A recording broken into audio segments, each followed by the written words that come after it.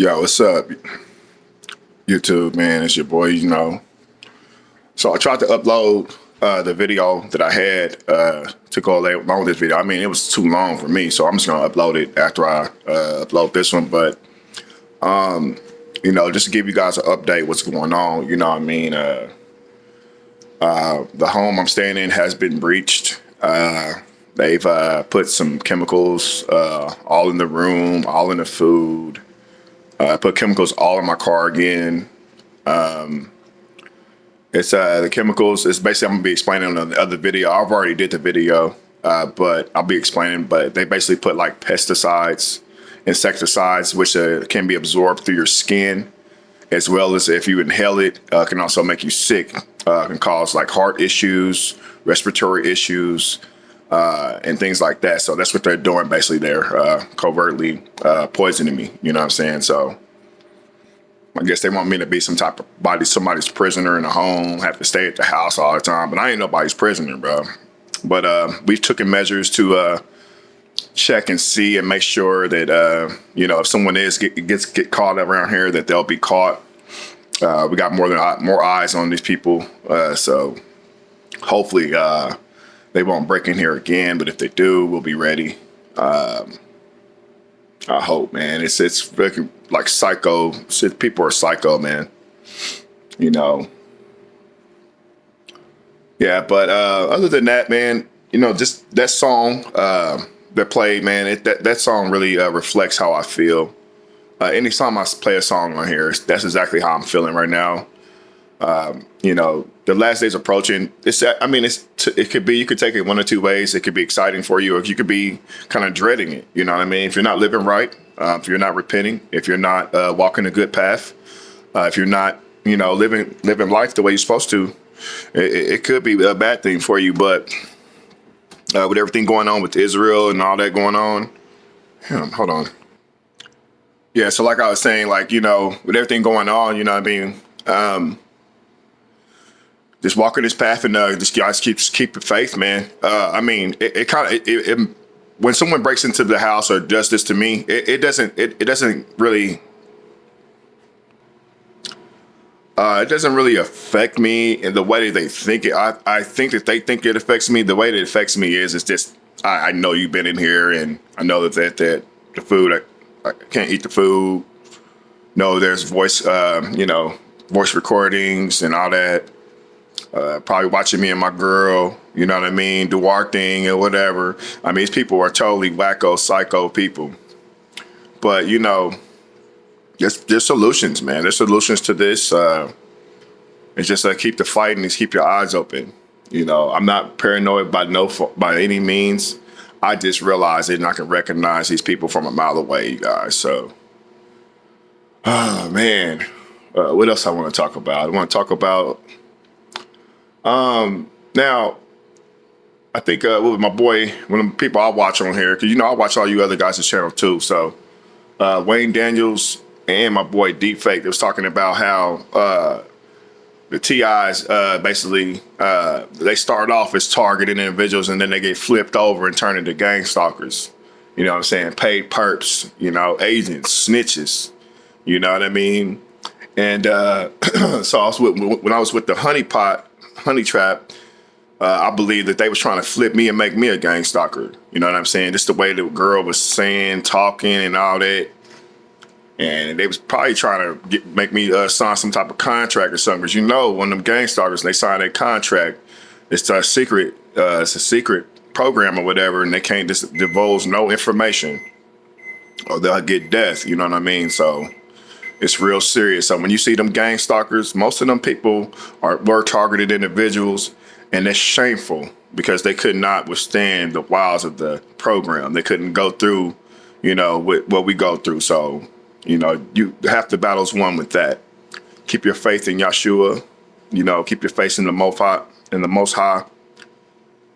And keep pushing through, man. But I'm gonna put up a couple more clips with this one, and hope be on the lookout for that little video. Now, the next video I'm about to drop, it's kind of like a little baby, little testimonial, and also got a lot of information about the poisons that they're putting in our homes, in our food, Look up insecticides, you guys. I mean, if you're smelling some weird smells or something, you know what I'm saying, make sure you're checking your food. I mean, if you leave your house unattended, if you got cameras on the Wi-Fi, they can hack those. So it's good to just get cameras, hidden cameras, so that you can see them in your home that's not hooked up to a Wi-Fi system. So those are just the best tips I could get right now to you. I'm going through this thing too, man. It's rough, man. I don't know, man. Nothing else to say, man. I love you guys, man. Thank you for subscribing, and we're gonna keep this thing going. Confession.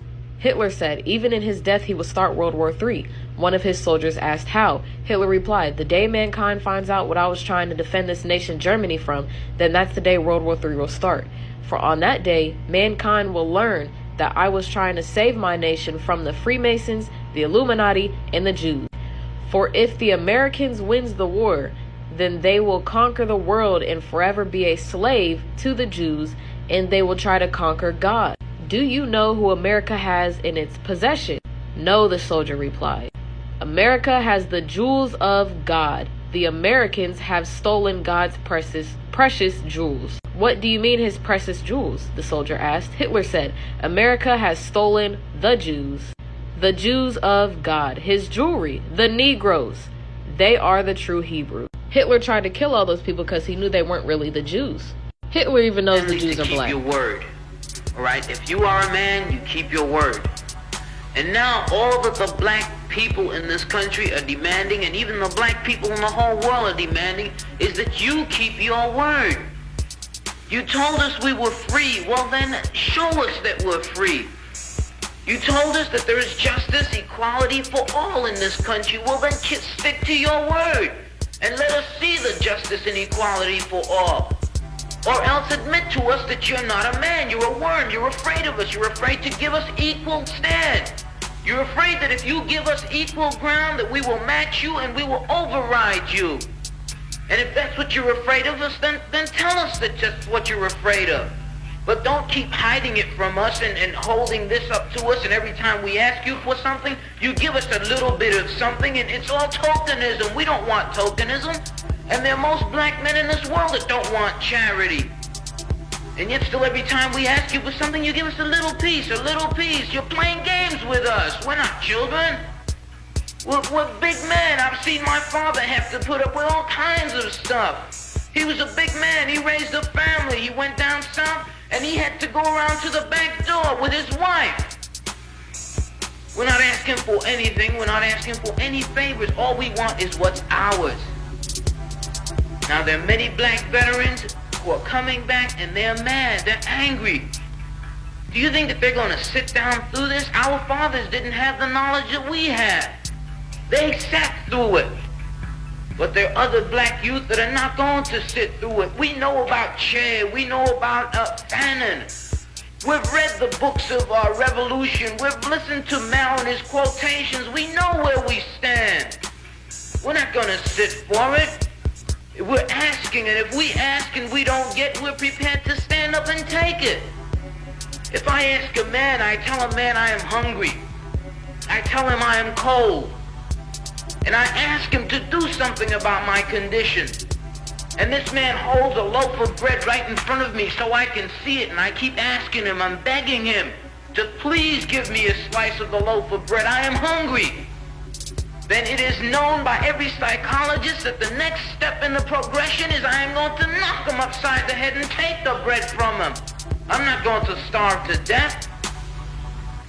All we're asking, no one wants to see blood. No one likes the smell of blood. No one wants war. Anyone who's been in war doesn't want war. Everyone knows what it is to see the inside of a man's gut hanging out and see your friends die, see relatives die. No one wants to regress back to the state of mind where you have to think it's all for the cause, therefore my mother has to die, my wife has to die, my brothers and sisters have to die. No one wants that. But you're pushing us to it. You're leaving us no choice. We're asking, we're begging. The students up at Columbia, they ask. The brothers down south ask. The brothers in Latin America, the brothers in Africa, they're all asking.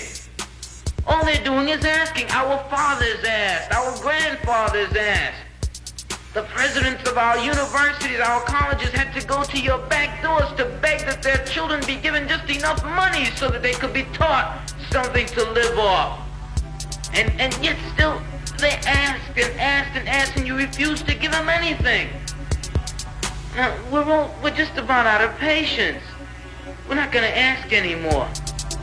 The news media says that it's only the young that are militant, only the young that want this and want that. Okay, but we're 40% of the black population now. Or we were a year ago, and still yet we're climbing. Before long we'll be 50%, 55%, and then we'll have the command. We're not going to take it. We're not going to take sitting in rotten parks and in places that just aren't fit for living. We're not going to take it. There's a limit to a man's patience, and everyone knows that. God, Christ, heaven, everyone knows that what we're asking is not $1 million. All we're asking for is humanity. We're asking to be allowed to live like human beings. And God, you tell us that this is too much to ask. You're sick. You're definitely sick. How can you tell me that it's too much to ask to be a human being? People who are crying out to family members and friends, to local law enforcement and the FBI, to their government, their military, to the private corporations who are involved in this for help, are being met with silence, or even worse, ridicule. They're being accused of being crazy. They're being accused of being paranoid and schizophrenic. What I can speak to intelligently, though, is that each individual fits the general profile that I'm describing. So they're highly intelligent. They are able to be isolated by whatever means. They normally have some sort of what I would describe as a free mind. They're people that aren't, part of the crowd, so to speak, in the way that they think. They're outsiders. They're what the government would call dissidents or revolutionaries, or people that may be a problem. Some TIs have said that this kind of profile that all TIs fits is empowered individuals, and I would definitely agree with that. The general profile that I'm describing that fits the targets of this program is something that is generated high up within the program. We're talking at the federal government level. We're talking at the highest levels of this social engineering program, where scientists from all over the country and all over the world, they're looking at someone's genetics, they're looking at someone's cognitive abilities, they're looking at someone's genes, they're looking at someone's DNA, they're looking at people's social situation, they're looking at people's career. I've been very surprised that so many PhDs are actually targets of this program, and they're usually PhDs that have gone against the grain in terms of what academia normally teaches, usually within the fields of science and technology. And the reason for this is because people running the program want to cover up certain technologies and certain aspects of science that can lead through to tremendous breakthroughs. These highest levels of science and technology are the sole purview of classified sectors of our government and military, and as a result, it is not, the opinion is that the American people do not have the right to this information, and is in the national security interest of our country to keep it classified. Basically, people are selected from all over the country. We're talking other cities all over America. They are selected for many different reasons. Often it is because they are isolated, they don't have a lot of money, friends, or family, and they also tend to be people that are highly, highly intelligent. The aspects of this technology that they're interested in improving upon have to do with cognitive processes, processing information, and as a result, they want highly intelligent people to be targets of this program. They also tend to target people who are into what I would call alternative research, commonly called maybe conspiracy theories, people that disagree with the government, people that are into researching things like 9/11. Also, they are interested in people that are interested in technology. I have found a high percentage of targeted individuals to be people who either are interested in or have information on highly advanced technologies, usually having to do with directed energy weapons and frequency weapons, the exact kind of weapons that we're talking about here that are used in voice to skull. and behavior modification that works. There's many other aspects to the technology.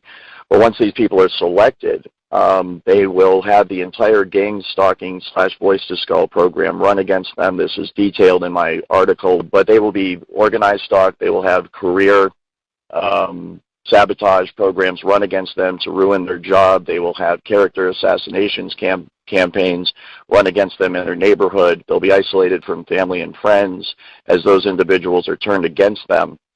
And they will be isolated slowly over time using the technology itself, as many of the people freak out, understandably, when they at first don't know what it is. Oftentimes, they end up going to psychiatrists, and false diagnoses of schizophrenia, manic depression, delusional paranoid are rendered against this individual. And it turns out that that's a loophole in the law that they are using to take away people's constitutional rights, as once you are deemed mentally unfit to care for yourself, i.e. you're depressed, delusional, paranoid, etc., they use that, the state or the federal government uses that as an excuse to come in and say that they have to care for you. So I would warn all targeted individuals out there, please do not go to psychiatrists and allow them to render a diagnosis against you, because that is a dirty trick they're using to take away the rights of people all over the country.